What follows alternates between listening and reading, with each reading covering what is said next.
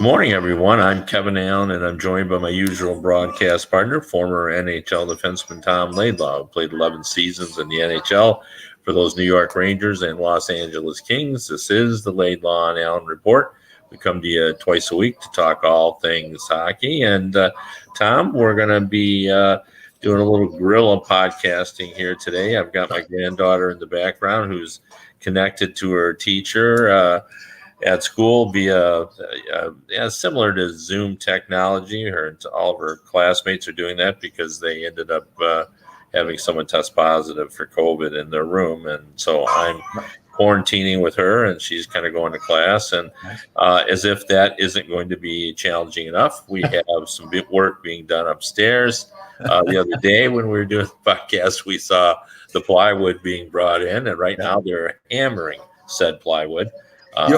I think it's a positive, Kev. Here's how I spend it. Here's how this looks. Okay. So other people will be finding a way to not do it. So this is just too much going on. We can't do it. But you and I, we're going to barrel through. We're going to fight through this. Absolutely. Yeah. And today, what was your message to me today? I love your little messages when we acknowledge what time we're going to do this. And instead of just saying, 10:30, okay, Tom always sends me like awesome or can't wait or, pumped up.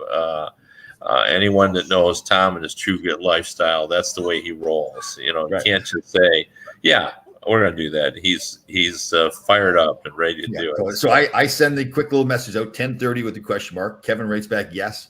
I give him yeehaw. Excellent. Yeah. So the hee-haw, that's what that reminded me of. My grandmother used to watch. What was it? Yeah, that's what it was called. Yeah, right? I know that show. It was my grandma's favorite show with Minnie Pearl and Roy Clark and all the guys. That was a funny show too. What was the woman that? Oh God, there's a woman that did this imitation of a secretary. She had the little fishnet hair thing and all that kind of stuff going on. Oh man, that was a funny show. Yeah, that was a staple in my grandmother's house when I was growing up. So, a lot to get into today. We'll just finish up briefly on because they had the NHL press conference on the Chicago Blackhawks scandal. After that, did you see that? And I did not see the press conference. No, Kevin. Okay. Well, I mean, I think everyone has views that as. The NHL really didn't distinguish itself with that press conference.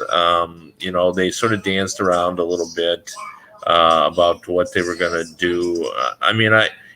They said the right things, sort of, but they just didn't go far enough. And to me, it just sort of fit into this whole theme that we've seen is that nobody, with the exception of Kyle Beach, who showed tremendous courage for coming out this even 11 years after and talking about this. And then a couple of his teammates that supported him right initially when it first came out and he was still John Doe. But other than that, nobody has really, everybody else has failed Kyle Beach, I guess is the best way to put it. So that's a shame. Like we talked before, my feelings on this. I just thought it was such an opportunity. This is a problem. It's a huge problem. A lot of times we don't ever find out about these cases, and not just in sports, not just in hockey, just in life in general, where kids are being abused, young people are being abused in so many ways. And for the league, I just, it's almost like they're in a platter for you guys. Okay, listen, you've got an opportunity here to help so many people, to make it so that people understand how they need to reach out to young people to make sure, hey, are you okay? Is there anything going on? And if they do find out about stuff, how vital it is to report it so other people don't get hurt. So that's a shame. Yeah. Well, one thing I did see, The Athletic did a piece about Sheldon Kennedy. Yeah. And Pierre LeBrun, who I know and really admire, wrote a really nice piece. And what I liked about it was his lead, where he quoted Tom Rennie. Tom, right? Yep. He's Hockey Canada now. That the kind of work that Sheldon Kennedy is doing now, in his mind, is Nobel Peace Prize worthy. Nice. That's a great quote. Nice. It really is a great quote because I don't think we never think in those terms about the magnitude of the work. But he's going out and doing his best to prevent these kinds of things from happening, and more importantly, to take care of people who have had this happen to them. And for him, Tom Rennie, to recognize how the importance of that work, I thought was really crucial. That is good. That's fantastic. Yeah, it is. I just thought it was a well done piece, and it was a great quote from Tom Rennie, and he really showed, I thought, a lot of compassion and understanding of the magnitude of the problem. And then this is my final thing I want to say on this, and then we'll move on and talk some hockey. But the other thing is, I think this is very important, and I've said this before, but I want to bring it home again one more time, and that is, it's great that we're talking about this now, a lot of momentum, but you got to follow through on Yes. this. And it's going to be off the front pages in another week or so. And that's when the work should be done, where everyone's got to be vigilant. There has to be education being done. I hope they hire someone. You got to put someone in charge of this. You can't just let it float out there and expect everyone to sort of do it.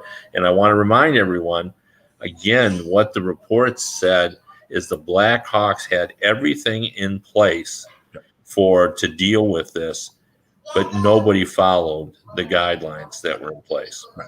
So there needs to be someone in charge of this with teams so that they can say when this happens, okay, not only do we have these guidelines, but we're going to follow them. Right. And I think the person that should do it is Sheldon Kennedy should lead it up. I mean, I think that Willie O'Ree has done a fantastic job being the first African-American to play in the National Hockey League and the diversity program and everything. And I think Sheldon Kennedy should be that same kind of guy. And I'm with you totally. And I understand why the league wants this to go away. Right. Their PR department is probably saying, okay, let's stop talking about it, let it go away. And I get it. I understand that from a league standpoint, but we can't.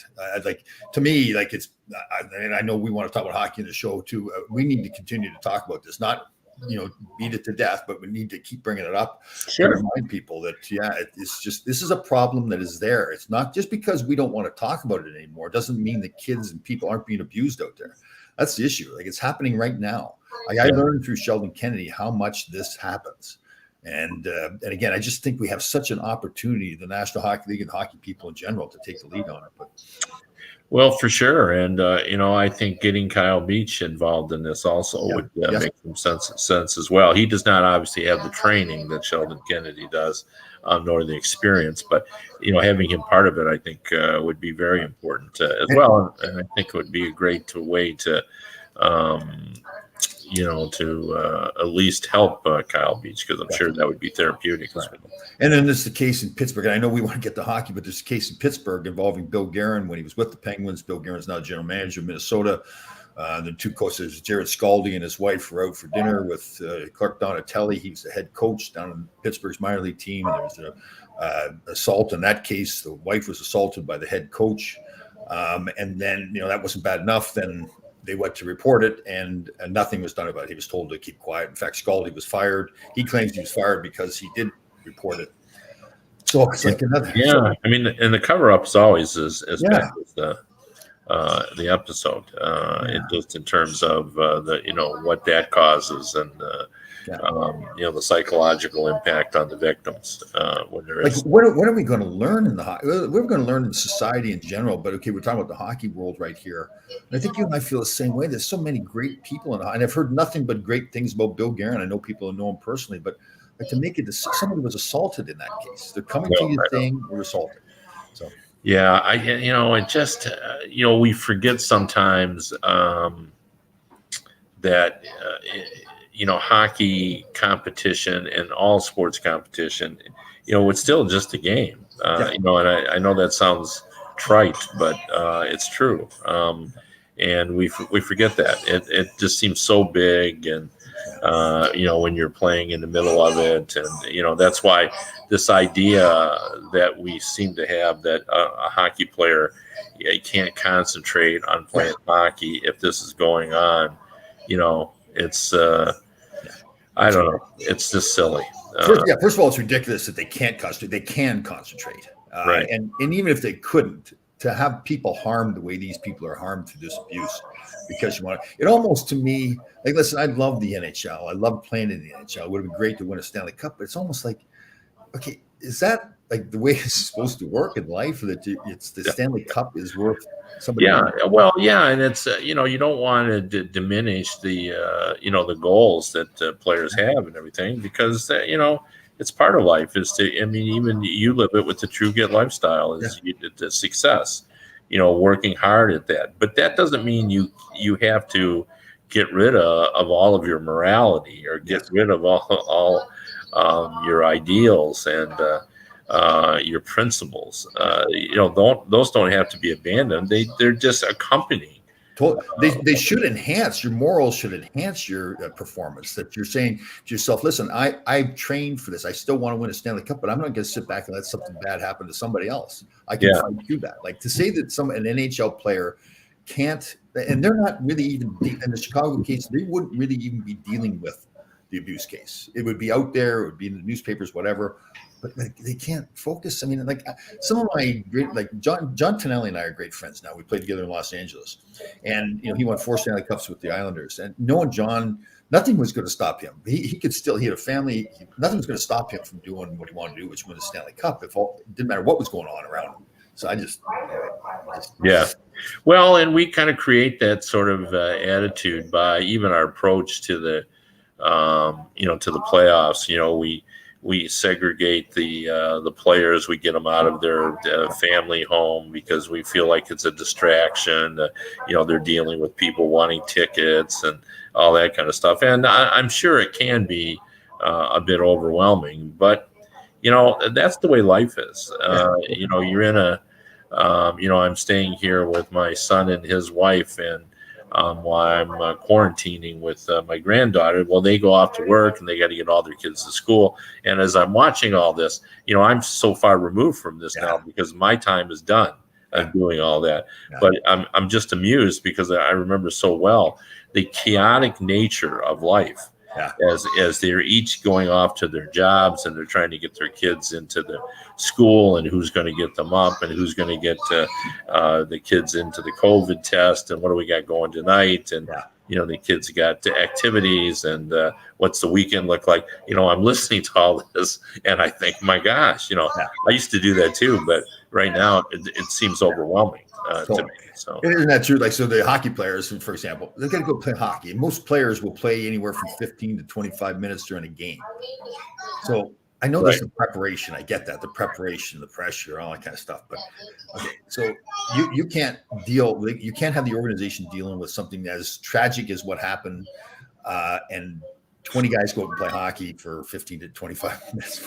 It's almost disingenuous to players. Like, you're that big of babies that you can't fight through that. I mean, and it's not anybody's fault. I mean, I think this happens in almost every, if you're working in a law firm where the legal cases, they make it seem like that they're the biggest things in the world. And I'm sure if you're working at other jobs as well, they do that. But, in hockey, I remember one time, now I laugh about it, but at the time I thought, boy, that's not going to come across well. In the middle of the recession, I'm watching a hockey game and they were talking about a team traveling on the road, and the color analyst said, boy, oh boy, he said, after that terrible performance in that last game, we landed, we went to the rink, and the coach put through the players through a grueling 1 hour practice. A grueling 1 hour practice. He said, guys were bent over after that practice. He said, And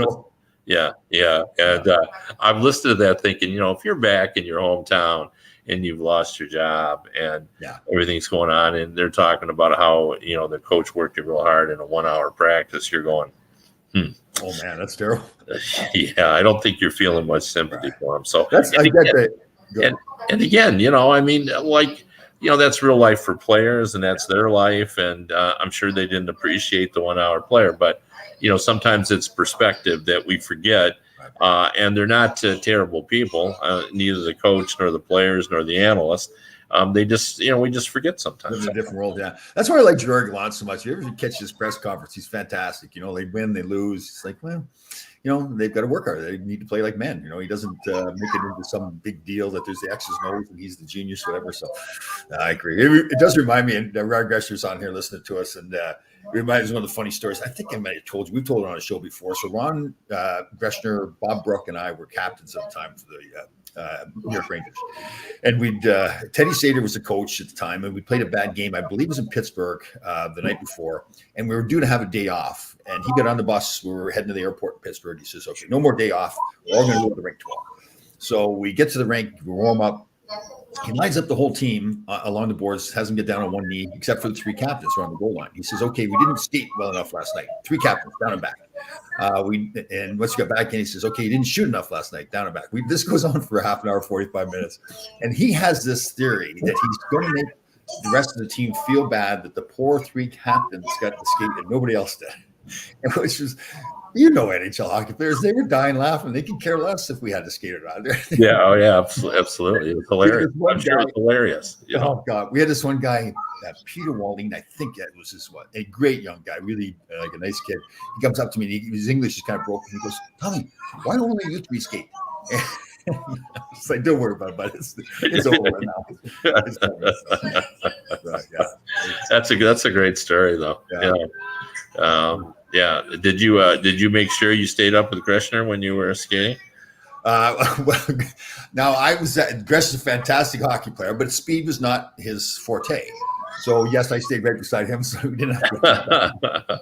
Yeah, of course, Bob Brook was a fantastic skater, so I think he's lapping us back and forth. But that was funny. Yeah. Anyway, well, let's talk a little bit about. I noticed today, for the last 4 or 5 years, I can call it up. I'll look. Save percentage in the NHL has been going down. Like 4 or 5 years ago, it was like 9.15. And now this season, or last season, it was at 9.08. And this season, it's up again. And if you look last night, look at all the shutouts last night. Yeah. I wonder what that has to do with. Why all of a sudden do it? Well, I tell you, when you watch the goaltenders, there's a lot of great goaltenders. Like you look at Shesterkin, Vasilevsky, the Islanders goaltenders. Like this, I think the Markstrom in Calgary. I just think there's a lot of good young goaltenders out there. And we go through these phases, right, where maybe there's the top goaltenders, and then there's a drop off to the rest of the guys. I just think, man, there's a ton of great goaltenders out there. That's great. That's a great point, though. Yeah, and I wanted to get your thoughts again because I know you're a convert to Alex Ovechkin's how he is, and 15 points at 9. I know in this last game he actually was shut out for the first time this season, so it's a bad time to talk about it. But 15 points in 9 games, 9 goals in 9 games. Yeah. What a start, eh? You know what? Like he's got not in the style of play necessarily, but he's kind of like Panarin. Well, Panarin's having a little bit of an off start here to the season, but when Panarin was really rolling in past seasons, kind of the same personality, right? Like again, Ovechkin, a much more physical player, but as far as being like really being excited about playing and having fun, you think of Ovechkin when he scores a goal, the celebrations still are big things to him. He's like that little kid. I remember in the past, you are right. I was a convert because in the past he would do things like put the stick on the ice and pretend it was hot. Like he's putting his hands down. You're like, oh, come on, don't do that. But I think now the game's changed. He's proven he can win. Panarin is a winner. And they're having fun playing. And it's like that passion for playing and really doing well at that. And the great thing with Ovechkin is you watch him, he celebrates as much when a teammate scores as when he scores. Like he's happy for his teammates to score. I love that. You're right. I mean, I shouldn't be, the Washington Capitals or the arch enemy of the Rangers, but I love watching him play. The passion he plays with. Well, one of the, maxim is there's no one more zealous than a convert. Because if you think about it in religion, that's the way it works. When you grow up with it, you're just kind of so about it. But when you get excited about it, But I think he's playing. At 36 years old, there's been no drop off in my totally none whatsoever. He looks to me just as dangerous as he did when he was 25. In fact, he's learned so much. He might be more dangerous now, to be honest with you. He's smart. He's definitely smarter. He's not running all over the place anymore, right? He's a lot smarter. Yeah. Yeah. So, and I think it helps him that he's got this Gretzky chase going. Yeah. And, now it's real. I mean, he's down in the 150s in terms of, that could be 3 seasons for him. And he's got this year and 4 more. He wants to play to his 41. And then I predict he'll go over and play in the KHL. Yeah. Like Datsuk did. That's what I think will happen. He'll be 41. And at some point, you're going to see there's going to be a fall off during this contract. But, if he needs 155 goals, if he has 350 goal seasons, which doesn't seem out of the realm of possibility with the way he's playing now, So, and what I love too, and this is, I think, and I've said this before, but it bears repeating, Alex Ovechkin will be one of those players that will appreciate him more when he's gone. Yeah, definitely. Because I think once he's gone, we're going to say like, wow, during a time when we had trouble scoring goals and a 20-goal scorer now is revered. And, he was getting 50. He's getting 50 every year, or close to it. So I'm just looking here, and the opposite of that is the entire Arizona Coyote team. They're minus 29 now in goal differential already. Yeah. Oh man, are they at their 0-9-1? We should have a special show. That's awful. It's almost like the league should kind of have some fun with this thing, right? Like, when they finally win a game, there should be some special recognition or something. I mean, it is ridiculous. And, and I've talked about this before, but this just really irritates me. The 2 things that irritate me about the league are the fact that I have said all along, I just want to see Arizona get a chance to prove it can have it should have a National Hockey League team. And I felt that in order to do that, they had to have a good team. And it looked like they were sort of making strides to that. They've been competitive now. And then this new latest owner just strips it down again, and they're starting over. And there's, you look at that roster and you're going, what are you doing? Look at the guys that have been traded away. Kemper, the goalie, Ekman Larson, the defenseman, Connor Garland, who is a younger player. They're going to move Kessel now. And I don't know. To me, I don't know where they're headed. And I make fun of it, I laugh about it, but I think the league has done so many great things. There's so many great organizations out there right now. They fixed problems like that. Pittsburgh was in trouble. They fixed that problem years ago and everything. So to have an organization that's that bad, geez, I mean, like even from the TV side, okay, yes, they now have 32 teams in the league, but is that really a team? What are they, if I'm a TV station, is anybody watching from the Arizona Coyotes? Who's going to watch that team play now? Who's going to go to those games? I mean, it's ridiculous. I mean, it reminds me, I use this analogy when I don't know if you were ever involved in rec softball in retirement, but, in the old days when it was in its heyday in the 80s and 90s, you'd go to a tournament, and if there was an odd number of teams that, signed up to play in this tournament, you needed even for the tournament. So you just bring in some local ragtag team to fill in the thing, and they would play. And that's the way the Coyotes look to me when I'm watching them play. We needed to have our 32nd team to fill out the schedule, so we'll throw this team together. And, they're not going to win any games, but, they're at least they're on the schedule. Obviously that's not the way it is. There's some talented players on the team. But when I watch them play, that's what it reminds me of. And, that's a shame that we've allowed that team to get there, because I don't know. It just seems like they didn't need to do that. To be that bad. I mean, but they weren't that bad. Right. But that's the problem I have. When the Maple Leafs decided to, push ahead and get draft picks and strip it down to the chassis and start over, they were a bad hockey team. The Buffalo Sabres were in the same boat when they did that, and they ended up with Jack Eichel. But. So we lost Kevin a little bit there. So speaking of Eichel, we got Rick Tocchet was doing a good job. They're a good defensive team, and so now to see them now decide, okay, we're going to do it now. Well, why now?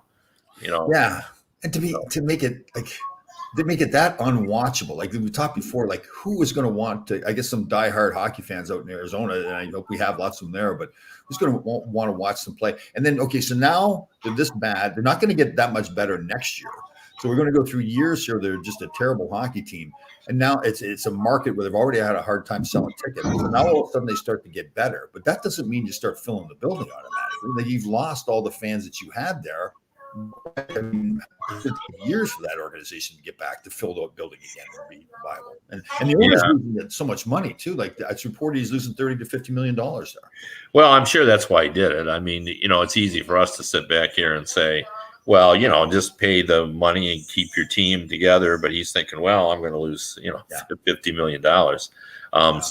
But saying that, this when you get into it. Yeah. It's not like when you buy a team that you don't know there's potential to lose a lot of money, particularly that team. And, like he had to do his due diligence. He knew what was going on. But, I'm sure what he would say is, yeah, but my plan was to do exactly what I'm doing.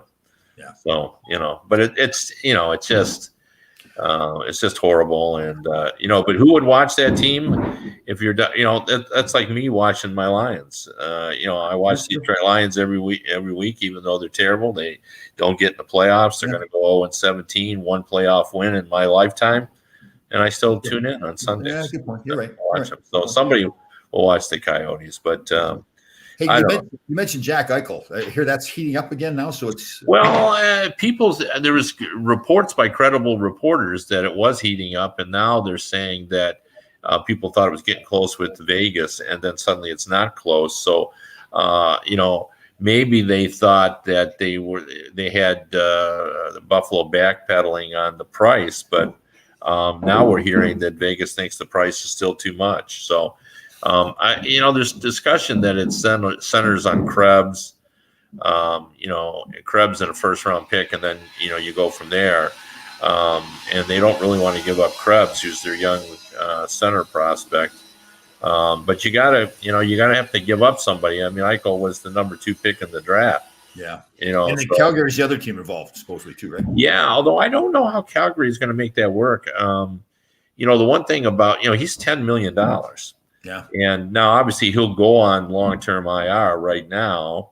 And by the time he gets back, it's going to be 2 more months. Moving forward, Vegas has Pacioretty on long-term IR and Tux as well. And the problem I'm having, you make the trade, you're going to have to take something off your lineup. Well, you're right. He goes on long-term injury reserve, so it's not on the cap. But Calgary's tied for first in their division with Edmonton right now. Yeah, I don't know. And plus I couldn't figure out the pieces there. 4 first-round equivalents. Where do those come from? Well, I mean, they've talked about Johnny Gaudreau getting out of there for a while now, right? Yeah, but you can't. We talked about it today. I don't think that could work. I mean, why would you? If you're Buffalo, unless you have some deal worked out for him, why would you take Johnny Gaudreau? Yeah. And Johnny Gaudreau's a U.S. He's like a Jersey kid or something, isn't he? From he's Jersey kid, but he's going to be unrestricted. Yeah. So you're buying a rental player. Yeah. And you would not take a rental player for Jack Eichel, I don't think. And you're right. So you'd have to have a deal worked out. No one should get him signed. And his stock has dropped too, right? I mean, a few years ago. Yeah, but I think last year people thought he was okay. But I don't know. He just seems a little too in and out for me. But maybe he just I think it's the fans have been hard on Gaudreau in Calgary. Yeah, he's that smaller guy. He's not really. Calgary's used to the big physical teams and everything too. Yeah. Yeah. So one of our followers here, they're concerned about with the dogs. So I want to go through a chain here. Bill's one of our followers. So he starts off being really nice to me here. He says we need demon like Tom Laidlaw, and then now he shifts gears to go to wow, Tom, nice shirt. Mix it up again today. Sarcasm. Thank you very much. And then so now is he really concerned about the dogs? Or is he being sarcastic again today? That's not the dogs. That's Kevin now is the fantastic grandfather that he is taking care of his granddaughter. She's quarantined with COVID. So again, that's the tale of what we deal with here with some of the fans. Bill, and so he's you see the chain there where Bill went from being Mr. Nice Guy talking to me. Yeah, there's he was built. Do you think he was setting me up there? Do you think he was setting me up there, like being nice to me at start? Do you think there's some strategy? Yeah. Do any of your T-shirts have writing on them, or are they all? Yes, I have a couple. Threads of Envy I was a ambassador for them. They have some signs off. So we mix it up. This is a Costco de jour T-shirt. Oh, how about that's right. Fox signed with the Rangers. You see that signing 7 years, what, $9.5 million? Yeah, I want to get to that. But we have breaking news here. What's that? Green Bay Packers quarterback Aaron Rodgers has tested positive for COVID-19, and he's out versus the Chiefs. Ooh, Patrick Mahomes, those two going at each other. Wow. Yeah, that's pretty big news. Yeah, it definitely is. Oh, so. Wow. Well, he's out partying wearing his. Wasn't he? He grew his hair so he looked like John Wick from the movie. The John Wick. Yeah, it's funny. I wonder why he grew his hair out, and but I've seen him in those commercials where he has long hair. Yeah. Where he plays the musician, and all of a sudden, like he's getting to me almost a Peyton Manning vibe with the the humor in his commercial. Yeah. Being on Jeopardy. That's right. The way he was, and that commercial where he does kind of the Jeopardy. Yes, I was thinking that. He's funny. And Peyton Manning, I think his likability factor as a football player went up when he started doing commercials and things because he's quite good. And he's very good. He's got a great sense of humor. And I think Aaron Rodgers is good. Yeah, totally. So people are picking on us today here, Kevin. To the sarcasm that's flowing from the followers here, you guys should grow your hair out. Oh, that is a dig. That's clearly a dig. Yeah. Oh, that's right. That's right. Susan brings up a valid point here. Here in New York, the tri-state area, there's only one quarterback we're talking about. That's Mike White. Yeah. New York Jets. Well, yeah, we did talk about Mike White in the last show. But anyway, let's talk about Adam Fox. It is absolutely amazing to me, and it's just funny the impact these kind of things have now. So, Adam Fox, like how many games has he played now? That's a great question. I don't know. Let's look him up in the NHL. While you're looking that up, here's my take. I almost I can say this is a credit to Chris Drury. I almost think he didn't get enough. I mean, you just look at guys like Charlie McAvoy, Dougie Hamilton, the big defenseman in Chicago. I forgot his name. They're all around that $9 million range too. And Fox just won the Norris Trophy. And I know those guys are great defensemen, but I tell you, Fox is one of those guys. You watch him play. Like there's some people around here saying, "I know it's okay." Here we go. Here's my point. Now we can talk about this now. I just did this story. I wrote yesterday about Moritz Seider, who played his 10th NHL game, and he is the top rookie defenseman. He was rookie of the month for the Red Wings, and he's played 10 NHL games. And so now you eat 1 year of that contract because he plays 10. So now for sure he will be a restricted free agent in 2024. And the piece I wrote on Detroit Hockey Now was about, okay, let's look ahead because Lucas Raymond also is going to be there. So they're going to have two players. And the way contracts are going, like we've just completely done in the idea of a bridge deal, especially with defensemen, with good quality young defensemen. Yeah. So a 9.5 McAvoy, who I think had played 155 games when he got that contract.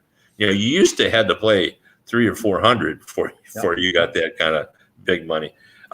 Cale Makar got $9 million, and he only played 109 games in the NHL before he got that. So, Moritz Seider, he might have 240 at that point. Yeah. What are they going to give him? I know. Because he's going to be in that ilk. But not that Adam Fox is not an unbelievable defenseman, because he is. He won the Norris Trophy, and look how young he is, and he's getting better and better. Yeah, definitely. But the impact on the salary cap with it not growing as quickly, that's going to be interesting to see. When you're starting to talk, and now you're talking about maybe you should have got $10 million, and based on the comparison, you're right. Totally, yeah. I mean, it's a great contract, and I'm happy the Rangers got it done for Ranger fans and everything. But with Charlie McAvoy's great too. No taking away, but Fox he just like you said, he won the Norris Trophy. That's the best defenseman in the NHL. And he's getting the same as those Seth Jones in that group as well. So when I saw the number, I said, okay, great contract, but I think he didn't get enough. But that's Well, I mean, it's funny, but they've kind of held the line. They being the general managers a little bit on those $10 million deals. They're not giving them out. Like they were. We saw Toronto give out the Marner and Matthews deals, and of course Taves and Kane. Got that, but we're not passing them out. It's almost like, okay, that's the hill the GM's going to die on, is that that but from the Rangers' point of view, you're right. But I tell you, they need him. I mean, they couldn't afford to lose him, and obviously they showed that. But and again, it's still a great contract, but just that.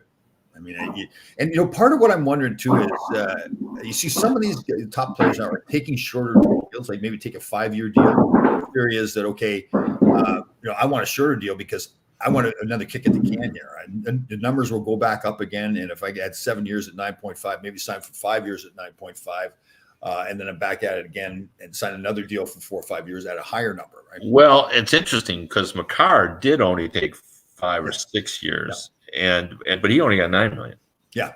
So now is he going to say, okay, everybody else, the next time he won 10 or 11? That's totally realistic if the salary cap, is 90 by then. But if it's still at 81, and that's the logic, right? That you say, okay, I'm taking a little less per year, taking less years, but now I've got another kick at the can where now I'm even a better player. The cap is higher, so now I can sign for another 5 years. That you're right, $11 million a year. So I've made that money up and more. It's a gamble. I mean, how do you not? I mean, you're a young guy. You signed a 7-year contract at $9.5 million a year. It's hard to say you didn't get enough, but let's look at this. Guy we forgot, the $10 million is Panarin guy. Pretty darn good. But in an $81 million contract, can you have 5 players making $9 million, $45 million? So now you're only leaving. So 60% of your salary cap space is going to 5 players. Can you do that? Well, like you said, and very well a long time ago, you broke it down like with Pittsburgh, for example. They have 2 guys at forward, 1 defenseman, 1 goaltender, all at those high numbers, right? Whereas Toronto got themselves in trouble because it's more all forward. All forward, yeah. So with the Rangers case, listen, we've got Shesterkin. He's going to be their guy. He'll get a bigger contract. He'll get $9 million too. Yeah. Fox has got, so there's your defenseman making the big money, and then you've got Panarin and Zibanejad's making big money. And to me, I think it's going to work for the Rangers because they have Shesterkin, who's going to get the big money. They've got Panarin up front, who will get big money, and they've got Adam Fox, just like Toronto. Tampa Bay has Victor Hedman. They also have Vasilevsky, so goalie and defenseman. Of course, they've got multiple forwards, Braden, Point, and Stamkos, and Kucherov, all making that big money. So you can get away with that. I think you can do that. I think that's sort of the makeup of a championship team is 5 players that are indispensable, that get a lot of money, and then maybe 4 or 5 in the $4 million, $5 million range, but you got to have 7 or 8 making $1 million that you have to find. You've got to have the young players coming up. So that's what's so important to have those young players coming through your system, right? Because they're on that entry level salary cap, which is under $1 million or right around $1 million now. But no, I agree. Where are we going to fit you? We'll turn back the clock into that model. Are you going to be that $4 million guy?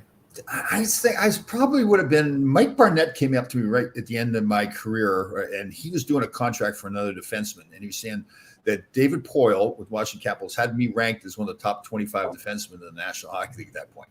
So based on that, I guess I'd probably $5 million. I think right around 5. Yeah. Well, I think that's a fair assessment, especially with that model we just kind of laid out. Because you certainly weren't $1 million defenseman, and you weren't a $9 million defenseman. Not $9 million, no. So you're going to be in a $4 and $5 million range. Right. Nothing. Who really would have loved that the most? Who's that? My ex-wives. They would love it. Is your pension just like parceled out over? How does that work? Well, payments are all made now. Kids have gone through school, all the child support, all the alimony's all been paid. But what about your pension though? Pension, no, that's still cut back. It's not much of a pension. Yeah. Oh, but that in the real world, that's the way it works out. Like if you're working, pensions are divided among spouses. So it wasn't worth enough for them to fight over. Okay. All right. Well, we've had a good show today. We appreciate everyone tuning in. If you want to read me, I'm at DetroitHockeyNow.com and also HockeyBuzz.com. And if you want to listen to the radio version of this show, you can go to radio.co at 365 Sports. Again, that's radio.co at 365 Sports. Have a great weekend, everybody. We'll see you on Monday.